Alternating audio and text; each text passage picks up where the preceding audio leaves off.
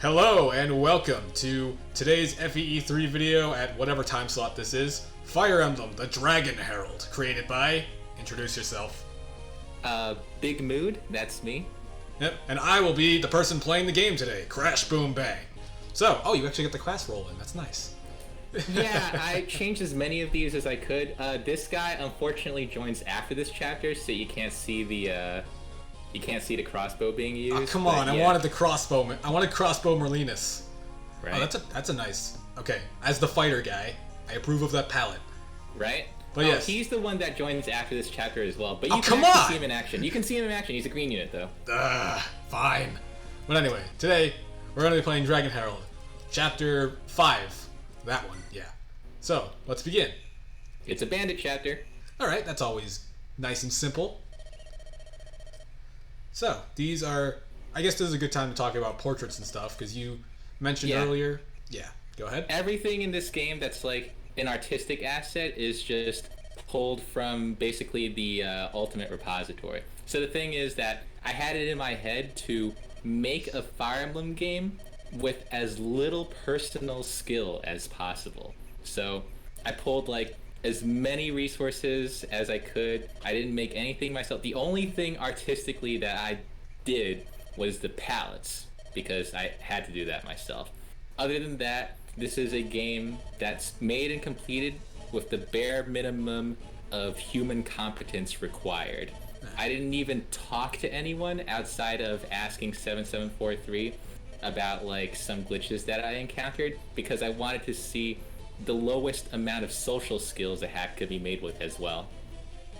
Alright, so immediately that description reminds me of the hack Requiem, which is not a good thing. But I also like that you're kind of using this as like an experiment in that regard. Of like, I'm gonna see, like, what's the bare minimum I can make a hack with. So yeah, so the idea was, back when I started this, you know, I think in the past year a lot of projects have like finished, and that's super cool. But like when I started this initially, I think basically halfway through last year, you know, like the wave hadn't hit. And so I thought it might be like a good inspirational thing if someone just came out of nowhere with basically, you know, zero dedicated skill, but was still able to complete a hack, you know? Yeah, that makes sense. Because, so like midway through last year, like sometime in the summer last year or something. Yeah, around June, I think. Yeah, because like, it would have been really amazing if you had actually got it into last year's FEE3. Oh, they're finishing in 3 months definitely requires actual, like, oh, come on. Something. Come on. Insanity. I finished mine in 9 months. What are you doing? Man, that's like, you gave birth to it. I don't know what to say. Yeah, sure. Alright, anyway, I'm gonna look at these units. Oh, okay, so everyone's on the I've floor. pre-filled the inventories with random stuff I thought might be useful, and I put everyone in join order so as not to particularly influence your decision of who to take. Well, immediately I want this guy. Okay, yeah. Here's your pre-promote. He's a hero instead of a paladin. And he's Oife. So. Yeah, you know, so the thing is, I tried to pick, like, characters that weren't sprites from canon games, but I've never played the SNES games, so I got caught off guard there. I think that's the only time I got caught off guard for this one. Tobin's original name, Bird. Yeah, you see the reference I was going with for this one? It's okay, Larry Bird is dated even by my standards. Oh, well, I thought his name was spelled like Bird. Like the flyer bird. No, I know, but like Lawrence is also like not Larry in this. I changed him a little bit. It's not like a 100% reference. Okay. So yeah, let's see. Oh, this actually level 12 already. He has the fast EXP growth, and I just never bothered to turn that off. Because soldier. That is a very slow archer.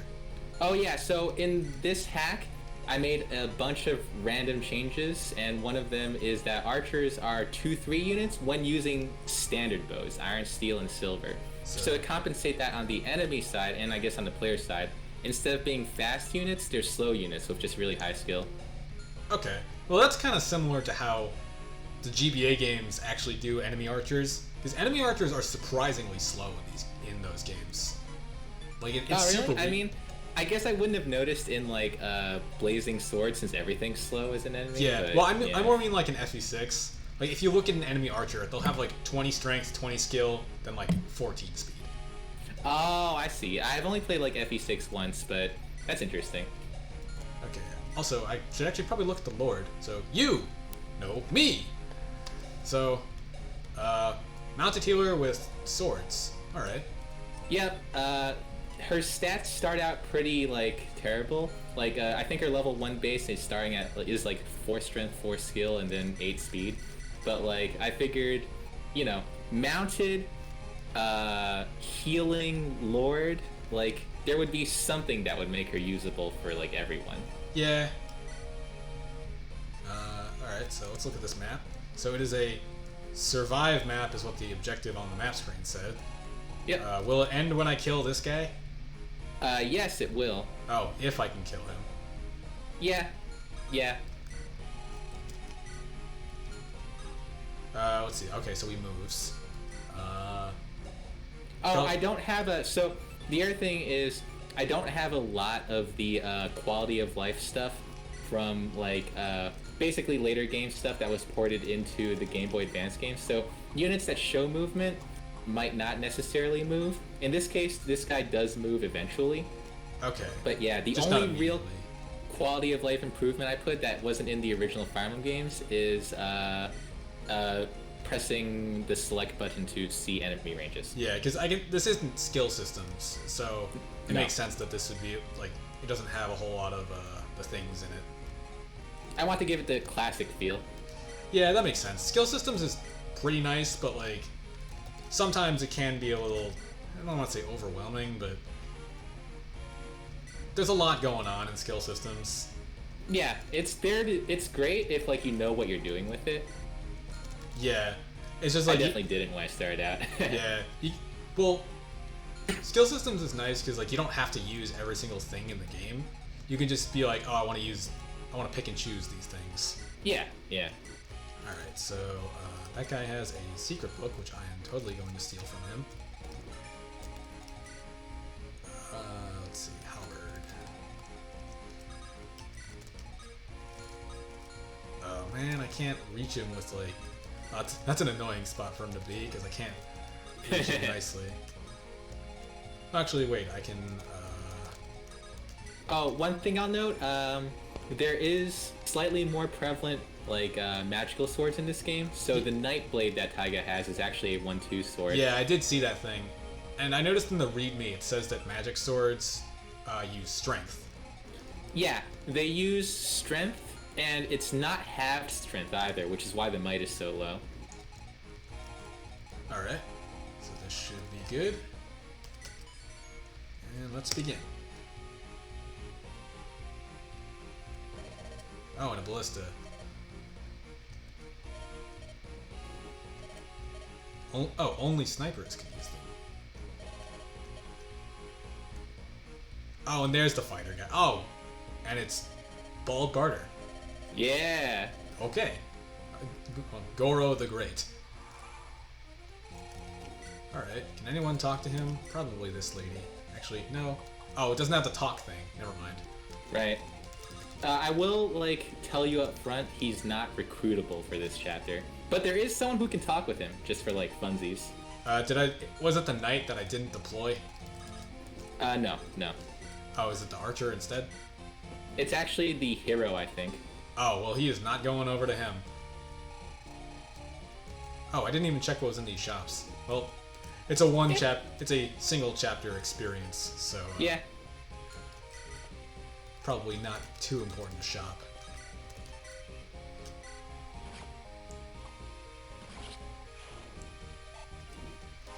Nice. I've actually never tried to kill that guy. I always just get her, like, to steal the thing and then just, like, horse away. I'm just gonna go for the kill because it'll end the map. Yeah. Actually, wait, I should turn these on just to look at them. Just for a little while, yeah. Oh, it's this bow animation.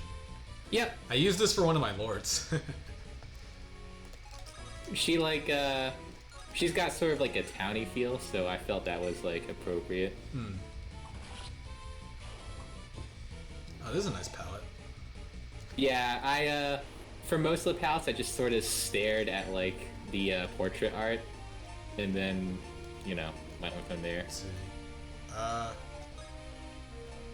Wait, where's the oh, survivor 10 turns. Okay, it doesn't show it up here. Oh yeah, I think I turned that off by accident, and then I just never turned it back on. Probably a good idea to fix that. Yeah.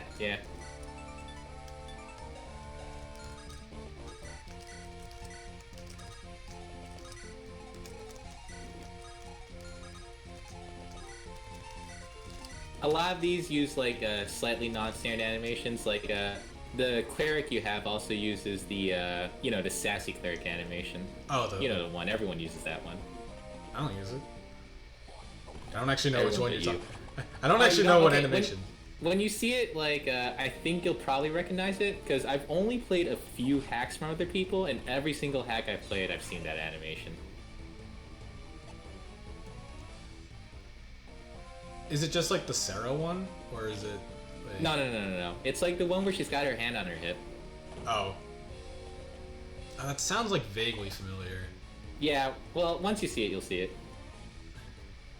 Oh, maybe it was what's it called?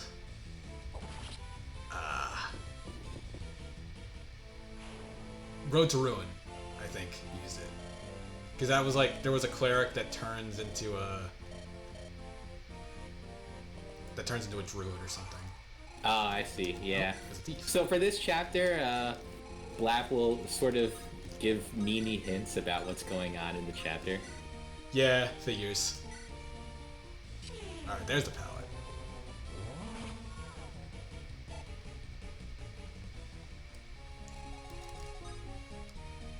I'm not actually sure if you're gonna win that one-on-one. I've never tried that before. I mean, I'm probably just gonna end up sacking somebody. Oh, yeah. Let's see, you have Steel Hand.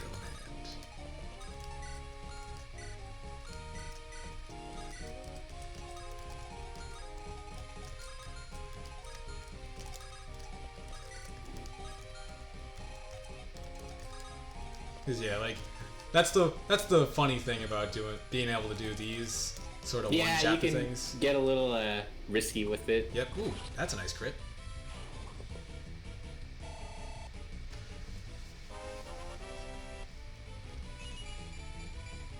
And that is a very nice level. I might actually have to get, if I don't want to, actually, if I try not to sack someone, I might have to get him over to the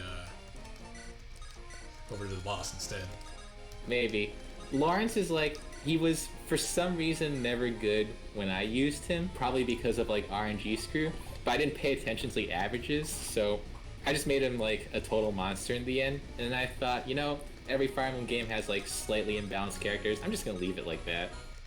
Yeah, I mean, considering he's a soldier, I think that's totally fine, just because soldiers don't stand out a whole lot most of the time. Yeah.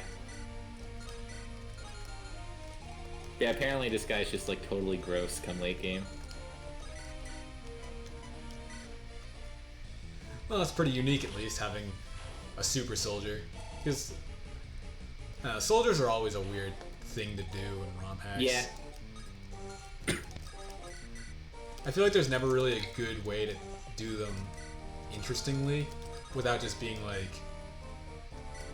They're just more infantry, basically. Yeah, I mean, the class itself doesn't lend itself to much interestingness. It's a guy wielding a lance, Yeah. Yeah. Well, and it doesn't help that vanilla games don't make very interesting soldiers either. Yeah.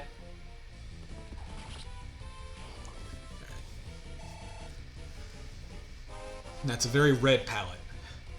Yeah. She was red. I was like, alright, let's make this red. Didn't really have any other thoughts in my mind. Also, I just noticed her class name is Herald, so is she the Dragon Herald of titular fame?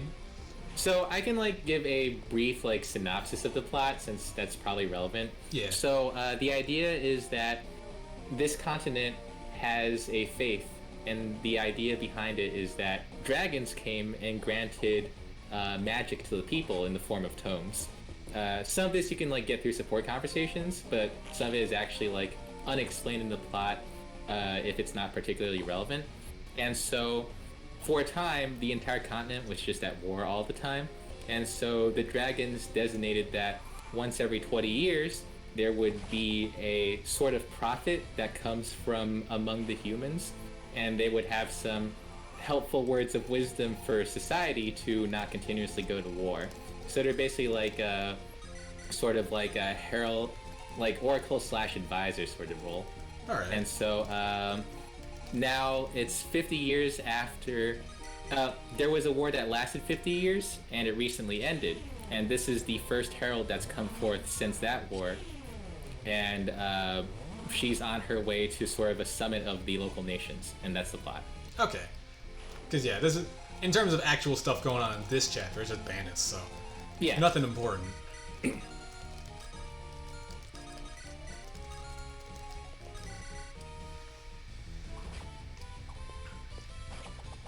What? Really? Come on. You're a thief. What are you doing? Oh. Well, hopefully you don't get hit by that a second time. Actually, never mind. He's about to die anyway. Yeah.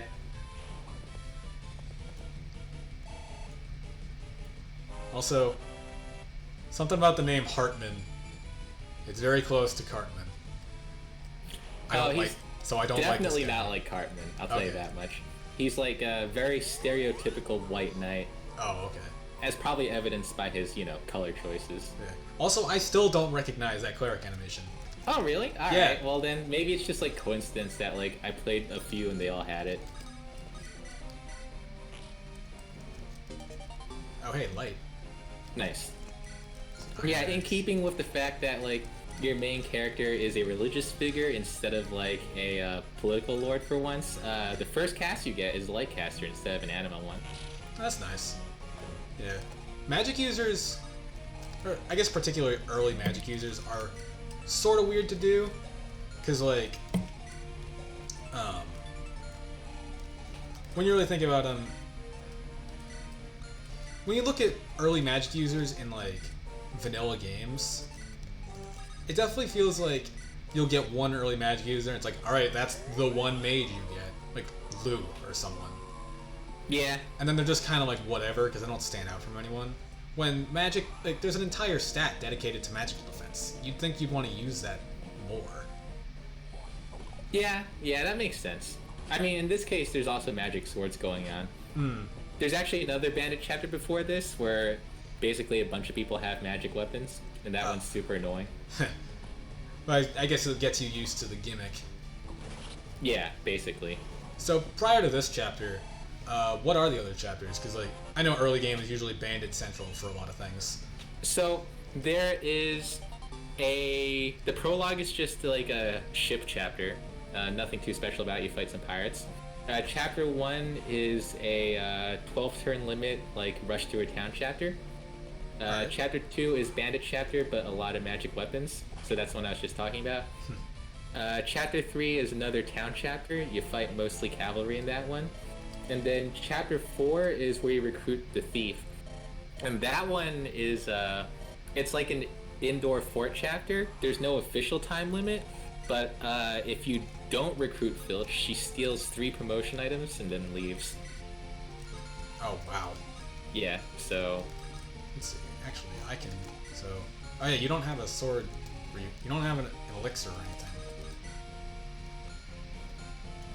I think someone might have an elixir, I'm not sure. No, the boss doesn't. Oh, no. So I can just poke him. Yeah, I'm not sure if he moves, though. Like, if you get in his range. No, because I can poke him and then rescue away, I think. Oh, Let's see. yeah, 1, 2, that's true. 3, 4, 5. Okay, no, never mind. Well, Cavalier guy would die, I guess, but does he matter? He doesn't matter. He looks dumb. He doesn't matter. So, in the original portrait that was in the repository, his hair is actually potentially, like, slightly clipped. Yeah, I do remember seeing that portrait for being cut off. Alright. Blap the Tactician. Oh, yeah. Mighty Brain Brawn. Alright. I don't know if it's gonna proc while, like, you're playing, but, the other thing is I changed around some of the class skills. Like, you know how people always joke about how what? Oh, whoops. I forgot. Oh, he has. Okay, so that you just was one of the other changes I made. Pre-promotes all use the female aid con, and promotes all use the male aid con. So in other words, I didn't want anyone to ever lose aid while promoting, because it feels bad to like get worse when promoting. I should have mentioned that earlier. So that means I'm going to get a game over now because Taiga causes a game over when he dies, unless the boss decides, hey, I'm going to go for this person instead, which would be really nice, or maybe go for the Lance guy. That would also be helpful. Yeah, I should probably mention the rest of the changes now then, just in case something happens, like, unexpectedly. So, like I was saying about the skills before, I didn't use skill system, I did use the Sacred Stone skills. Sure Strike is on, like, a monk class. It's flavored as, like, a sort of divine guidance thing. And then, Great Shield is the variant where it only halves your damage. Someone had a nice patch for that. Okay, good, because Great Shield is the worst. That's on Berserkers. Wait, what? Yeah, because they're undying. So they don't have extra crit, they just die even less with, like, Great Shield. What? Yep. What? Well, do warriors get a skill? No. I think I limited skills to basically, like, the single weapon guys. This hack sucks now. Also, Ludo might die. Oh well. But yeah, I can deal with some deaths as long as they don't cause a game over.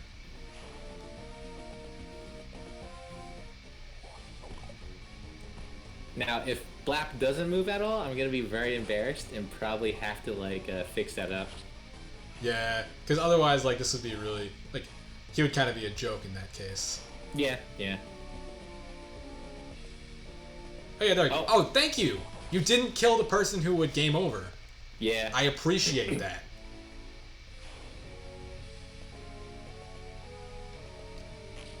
So, I made limited characters in this hack. Oh, honestly, just wow! Jeez, you have terrible axe dodging luck. Yeah. Well, at least I can kill the boss this turn, probably. Yeah. But yeah, there's, like, limited characters of each type, because honestly, I just didn't want to write that many supports. And because, you know, I don't want to overdo it with stuff. Oh yeah, so, I guess supports are a good thing to mention, because you did put those in. Yeah, every character, like, has at least one support, and I have the support room fully unlocked in extras. There's some spoiler ones, and then some that are probably good to read to get, like, an idea of the setting if for some reason you actually care about that. How do they build? Do they build while adjacent, like in vanilla? Yeah, the classic way. Oh, well, there are patches that will actually extend the range. Increase the range, right? Which I recommend. Yeah, I balanced around the idea of having, like, sort of, like, low to no supports, just like, you know, the standard games go, so I left it that way semi-intentionally, but I unlocked the support room so that they at least be visible.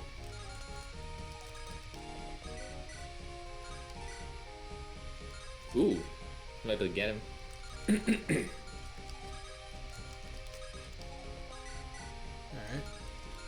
Alright. Don't mind me.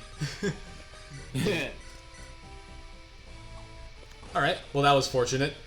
Yeah, I don't have boss crit, like, thing on. That was just, like, a genuine crit. Oh, and yeah, the classic plight of bosses that don't have ranged attacks. At least he moves. Like, stationary bosses with no range are like, that's something you do in Chapter 1 for a joke enemy, and then never again. I think there's not a lot of bosses with outs to the 2-3, but most bosses are, like, reasonably timed. That's a lot of wyverns.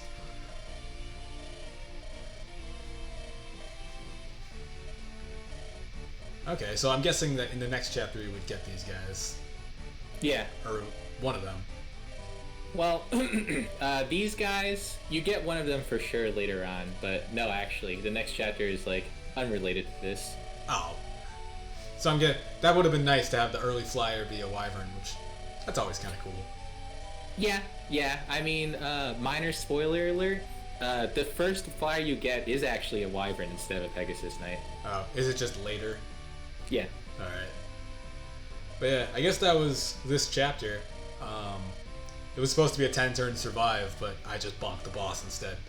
Hey, that's a legitimate strategy. Yeah, because I fucking hate survive maps with a massive passion, and you make me very angry that you put one in and made me play this.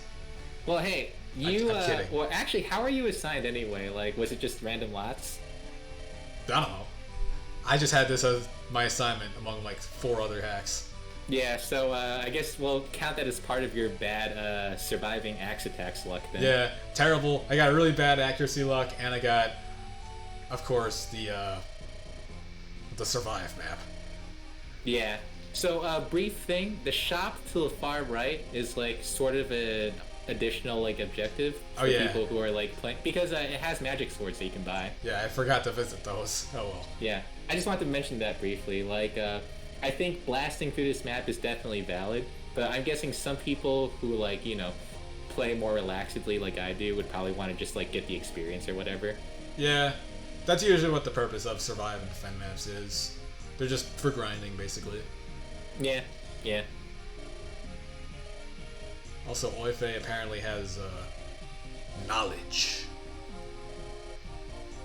Yeah, I think like the starting dynamic is that the main character is, you know, the sort of like slightly naive lord type, and then like, you know, it's the classic the Jagan guys, like the more experienced and worldly one type. Did you just say Jagan? It's pronounced Jagan, isn't it? Yes. Okay. Yes, it is.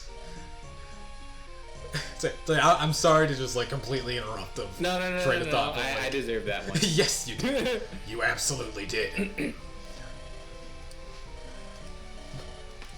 But at least we get the fighter now that the chapter's over. I didn't actually check his stats. I probably should have done that. But oh well. He got his vulnerary stolen by a thief. Oh wait, really? Yeah.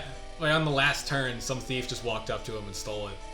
Oh yeah, some of the reinforcements on this map are thieves, and they'll just steal your stuff instead of attacking you. Yeah.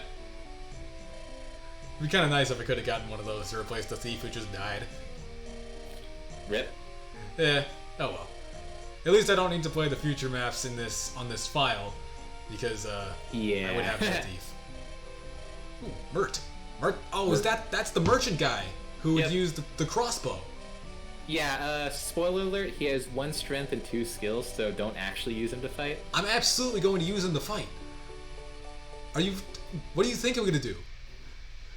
But alright, that was the Dragon Herald, Chapter 5. I hope you all enjoyed this. Yeah, we came in under time, perfect. Yeah, this, whatever time slot this is for FEE3 on whatever day this is released, because this was the video. Thank you for watching. Show up at like 3 a.m. or something. That'd be great. No, I think the sheet had it at like 6 p.m. or something. Oh, okay. But yeah, for a hack where the premise is to make something that's like bare minimum, as many free to use assets as possible, it plays well enough. At worst, it's going to be something that's just like, oh, it's just another hack, which is inoffensive. Yeah, I mean, I wanted to aim for like a sort of level where it's like you could kind of mistake this for like a regular Fire Emblem game. Yeah, like a hack that's like pretty close to something that vanilla would do.